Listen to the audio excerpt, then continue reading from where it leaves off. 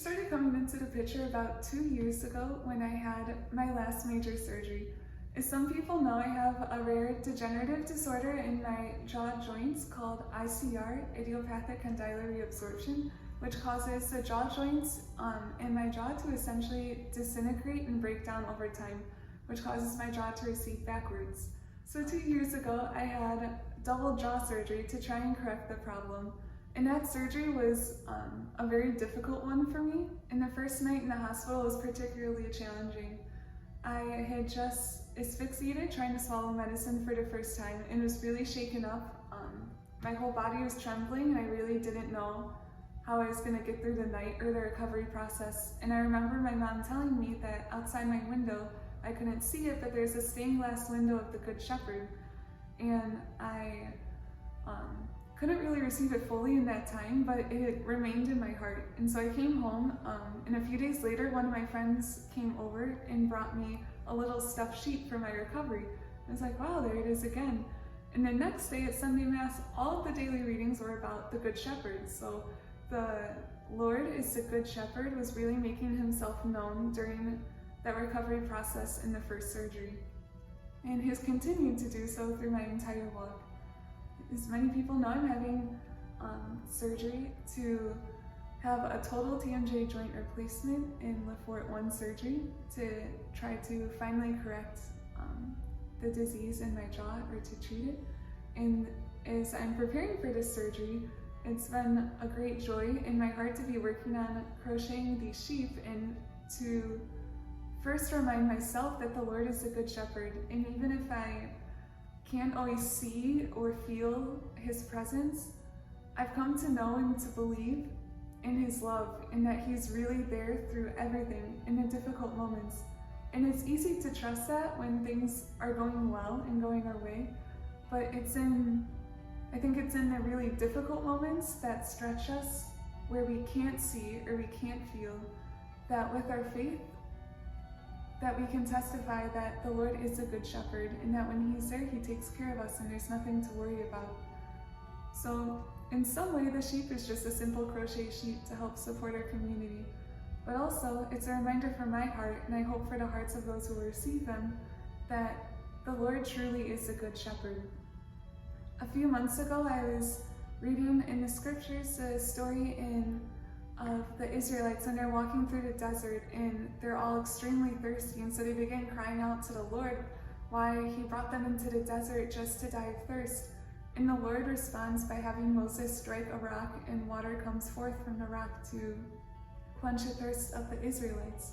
But when reading this, what really stuck with me was that they named the place Meribah because that's where the Israelites tested the Lord, saying, is the Lord in our midst or is he not? And I think that's a question of a lot of hearts, a lot of human hearts today. Is this the Lord in our midst or is he not? And I've had the tremendous gift to come to know that God is love and that he is so good and that he really is with us in every moment. And I've come to believe in that. And so I think many people have asked why I smile so much and why I'm so joyful in the midst of a lot of pain and a difficult season. And I think that'd be my answer, is that in a world where my own heart was wondering, is God in our midst or not, I've come to really know and to believe that he is, and that that's where my joy is that he is the good shepherd, the tender love of the good shepherd who's there and who takes care of us in every moment.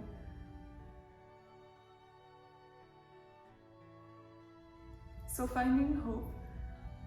I have been able to, in researching for the surgery, I've been able to read the stories of some other people with ICR who have gone through the same surgery and similar processes and have gone through a lot of the same difficulties. And so I know it can be challenging sometimes to remain hopeful in the midst of all that goes on, all that the Lord permits, especially living in chronic pain and the fatigue that comes with it. I think particularly as young people, it's challenging because we have so many dreams and ideals in our hearts that we want to achieve and we want to realize, which is beautiful. It's part of our youth and our young adult lives. That's what we can help bring to the world and to the church, is our zeal. And so perhaps it's a little bit challenging when we have such a desire to go out and do all these things, and because of our health or our pain or fatigue, we can't do it, and we're in bed, and whatever it may look like for you.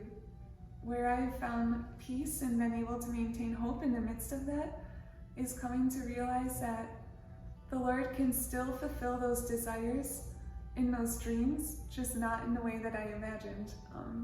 I want to help as many souls come to know His love and His mercy and His goodness as possible. And so for many years I've been waiting to enter the convent, watching the sisters go out and do all the things and all these adventures of love, and dreaming to go out and do the same. And so sometimes it's hard to be in bed and watch my sisters do it and know that I can't go, but I found peace and hope in knowing that the Lord is receiving all those offerings and using them to change many hearts in ways that I could never know. And so He's still fulfilling that dream, just not in the way I'd imagined, in His own perfect way. And so I think that we can find hope when we let go of how we desire things to go, and to really embrace what the Lord has allowed, and to ask Him how we can continue to realize helping people to come to know His love, and whatever the desires are that He placed in our heart, the good desires help make the world a better place. We can still achieve those, we just need to ask Him how. And that's one of the ways that I've been able to find hope. So if you could please pray for me. My surgery is today. I've been praying and offering very much for everyone. I'm so grateful for the outpouring of support and prayers and sacrifices and offerings of so many people all over the world, many people I've never even met. And I carry each of you in my hearts, and I will continue to do so. God bless you.